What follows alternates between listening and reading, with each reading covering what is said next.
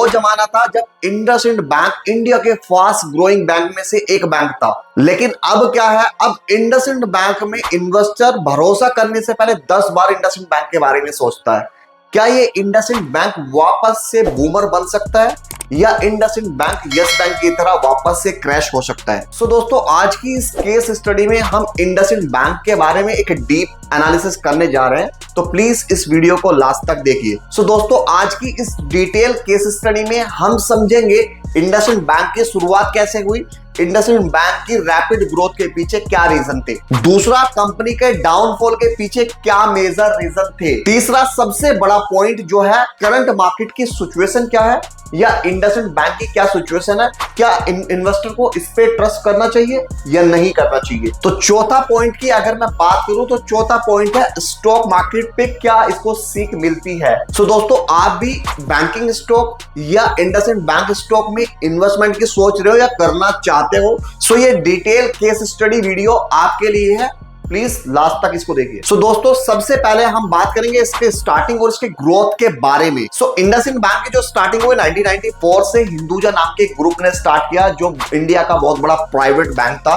तो initially IndusInd bank जो ज्यादातर एनआरआई कस्टमर और कॉर्पोरेट के जो कस्टमर थे उसको सबसे ज्यादा फोकस करता था। अब क्या होता है, इंडिया में 1996 में एक लिबरलाइजेशन आया। लिबरलाइजेशन के बाद इंडिया के जो बैंकिंग सेक्टर है, बहुत सारे प्लेयर्स बैंकिंग सेक्टर में आ गए, लेकिन कहीं ना कहीं इंडसइंड बैंक था वो अपनी पोजीशन को कहीं लूज नहीं कर पाया। लेकिन इंडसइंड उस टाइम के जो मेजर प्राइवेट बैंक थे उसमें भी एक लीडिंग प्लेयर था उस टाइम का। चलो बात करते हैं इंडसइंड बैंक की एक सक्सेस स्टोरी के बारे में। इंडसइंड बैंक जो प्रमोटर है इसके, जो हिंदुजा ग्रुप एक बहुत बड़ा फंड हाउसेस है, उसने इसको प्रमोट किया। सो कहीं ना कहीं इंडसइंड बैंक जो कि इंडसइंड बैंक के जो फाउंडेशन का उसका बेस भी बना। चलो बात करें इसका दूसरा सबसे बड़ा पॉइंट, कॉर्पोरेट फोकस। तो इंडसइंड बैंक क्या है, स्टार्टिंग के दिनों में सबसे ज्यादा जो कॉर्पोरेट के बड़े प्लेयर्स होते थे या एनआरआई प्लेयर है उनको सबसे ज्यादा फोकस करता था। अब तीसरा सबसे बड़ा पॉइंट क्या है, एग्रेसिव एक्सपेंशन। एग्रेसिव एक्सपेंशन क्या है, एग्रेसिव एक्सपेंशन मतलब स्टार्टिंग में 2000 के बाद इंडसइंड बैंक जो है वो रिटेलर पे और एमएसएमई के लोन पे भी बहुत ज्यादा फोकस करना शुरू कर चुका था। अब आता है इसका फोर्थ सबसे बड़ा point, digital banking and innovation. अब इंडसइंड बैंक ने अपने नए डिजिटल सर्विस बैंकिंग को लॉन्च किया, जो कि कस्टमर के लिए काफी ज्यादा अट्रैक्टिव और बेनिफिट बने। इसी कॉन्फिडेंस से इंडसइंड का बैंक का प्रॉफिट और इंडसइंड बैंक का शेयर कंटिन्यूअसली राइज कर रहा था। अब क्या होता है, कंपनी की लीडरशिप चेंज होना शुरू हो गई, कंपनी का ग्रोथ का एक्सपेंशन होना शुरू हो गया। वहीं 2008 में रमेश सोपती इंडसइंड के बैंक के नए सीईओ बने, अब जिन्होंने बैंक का एग्रेसिव ट्रांसफॉर्मेशन स्टार्ट किया।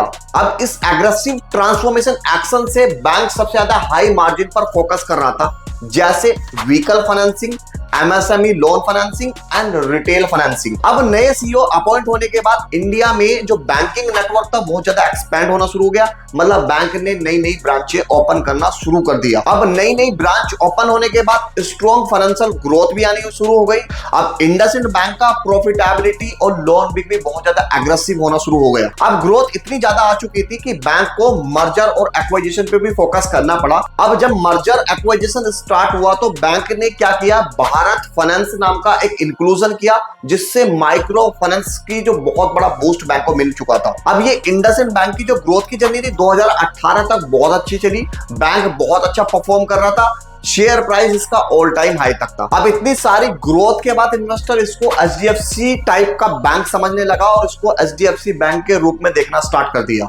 सो अब स्टार्ट होता है इंडसइंड बैंक का फॉल, जहां एनपीएस बढ़ने लगे, गवर्नमेंट इश्यूज आने लगे। सो दोस्तों, जैसा कि आपको पता है, जब भी कोई बैंक एग्रेसिवली लोन देना स्टार्ट करता है तो लोन देने के साथ साथ में उसके लोन के डिफॉल्ट के चांसेस बहुत हायर हो जाते हैं। तो ऐसा ही कुछ इंडसइंड बैंक के साथ में हुआ, उन्होंने लोन को बहुत इजी सैंक्शन कर दिया अपनी हाई ग्रोथ के चक्कर में। अब वहीं धीरे धीरे बैंक के क्या है, एनपीए बढ़ना स्टार्ट हो गई और डिफॉल्ट होना स्टार्ट हो गया। अब इंडसइंड बैंक ने जो रैपिड ग्रोथ के चक्कर लेने में बहुत रिस्की बैट लेना स्टार्ट हो गए, वहीं इंडसइंड बैंक के लिए बहुत बड़ी प्रॉब्लम बन चुका था। अब इसके चलते चलते इंडसइंड बैंक को सबसे बड़ा शॉकिंग और झटका लगता है जब IL&FS नाम की एक कंपनी डिफॉल्ट करना स्टार्ट की, क्योंकि इंडसइंड बैंक का सबसे बड़ा एक्सपोजर IL&FS एंड DHFL जैसे बड़े दिग्गज NBFC प्लेयर में था। अब जैसे ही IL&FS नाम का जो NBFC था ये क्रैश हुआ या ये डिफॉल्ट किया तो इंडसइंड बैंक के फाइनेंशियल की बुक पर इतना ज्यादा प्रेशर आने लगा। अब दोस्तों इंडसइंड बैंक की प्रॉब्लम यहाँ खत्म नहीं, प्रॉब्लम और ज्यादा बढ़ना शुरू हुई जब बैंक ने एक्वाइजेशन किया था भारत फाइनेंस को। अब जो बैंक ने इसको एक्वाइजेशन किया, यही माइक्रो फाइनेंस का जो लोन होता है, जो रिस्की लोन होता है, वो कहीं ज्यादा बढ़ चुका था। अब इतनी सारी प्रॉब्लम होने के बाद इंडसइंड बैंक की जो अनसिक्योर्ड लैंडिंग थी, अब अनसिक्योर्ड लैंडिंग स्लो डाउन में ये रिकवर नहीं हो पाई। अब जैसे जैसे टाइम पास होता गया वहीं 2019 में जो NPS थे, नॉन परफॉर्मिंग एसेट, वो धीरे धीरे बढ़ना स्टार्ट हुए।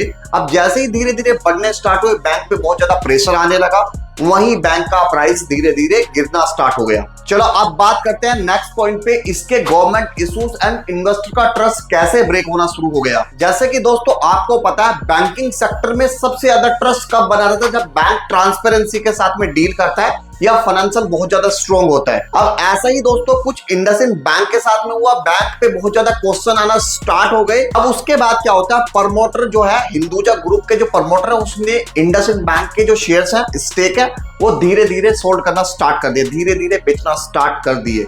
इससे इन्वेस्टर का कॉन्फिडेंस और ज्यादा लूज होना स्टार्ट हो गया। सो फिर आती है एक सबसे बड़ी प्रॉब्लम। वो सबसे बड़ी प्रॉब्लम क्या है, कोविड-19 की। दोस्तों आपको पता है कोविड-19 में सारे स्टॉक मार्केट क्रैश हो गई थी, वहीं इंडसइंड बैंक का शेयर का प्राइस भी बहुत ज्यादा क्रैश हो गया, लेकिन वहीं लोन का डिफॉल्ट बहुत ज्यादा स्टार्ट हो गया।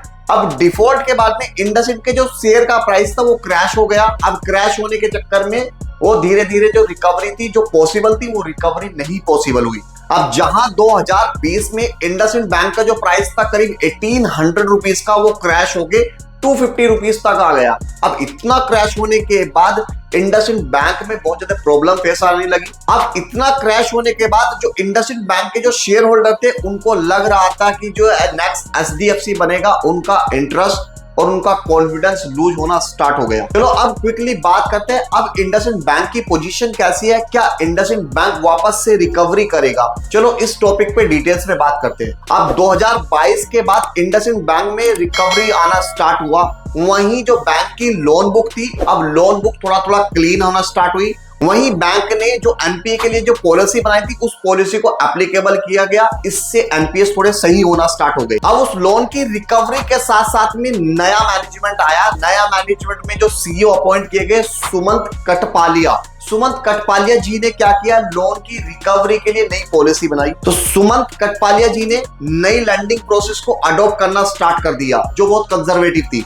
अब इतने सारे नए डिसीजन मैनेजमेंट के थ्रू वहीं इंडसइंड का थोड़ा सा फाइनेंशियल वो स्ट्रॉन्ग होना स्टार्ट हो गया। तो अगर मैं बात करूं Q3 2024 की जो रिसेंटली रिजल्ट आया, वहां इंडसइंड के थोड़े स्ट्रॉन्ग रिजल्ट आए, लेकिन कहीं ना कहीं बैंक की प्रॉब्लम अभी ओवरकम नहीं हुई थी, NPS भी अभी बढ़ रहे थे, ट्रस्ट का इशू भी बैंक के लिए बना हुआ था। अब इसके साथ साथ बैंकिंग के जो बड़े जायंट प्लेयर हैं, जैसे ICICI बैंक, HDFC बैंक, इनके साथ में इंडसइंड को बिजनेस करना थोड़ा डिफिकल्ट होना स्टार्ट हो गया। अब दोस्तों इससे इन्वेस्टर को क्या लेसन सीखने को मिलता है, अगर एग्रेसिव ग्रोथ है उसके साइड इफेक्ट भी होते हैं। साइड इफेक्ट कैसे होते हैं, अगर एग्रेसिव ग्रोथ है तो उस पे हाई रिस्क की बैट आप ना लगाएं। वहीं मैनेजमेंट की ट्रांसपेरेंसी और एथिकल प्रैक्टिस पे बहुत ज्यादा ध्यान देने की आपको जरूरत है। अब जैसे कि आपको पता है, कितनी भी स्ट्रॉन्ग फंडामेंटल कंपनी क्यों ना हो, अगर मैनेजमेंट बैड डिसीजन लेता है तो स्टॉक का प्राइस गिर सकता है। बात करें लास्ट पॉइंट की, तो पेशेंस एंड रिसर्च। अगर आप कोई भी इन्वेस्टमेंट कर रहे हो तो प्रॉपर रिसर्च करो एंड पेशेंस के साथ में उस इन्वेस्टमेंट को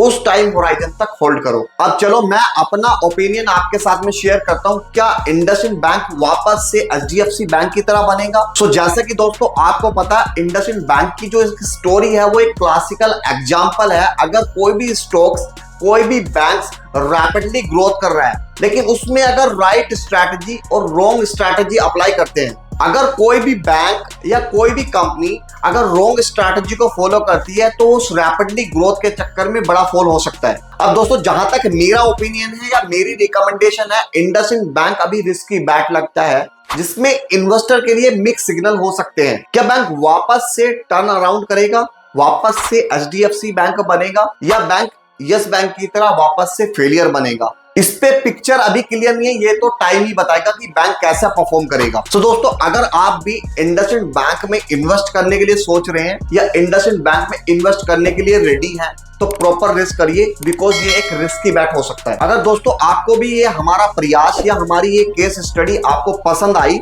तो प्लीज कमेंट करिए और अपने दोस्तों में फाइनेंशियल नॉलेज शेयर करना ना भूलें।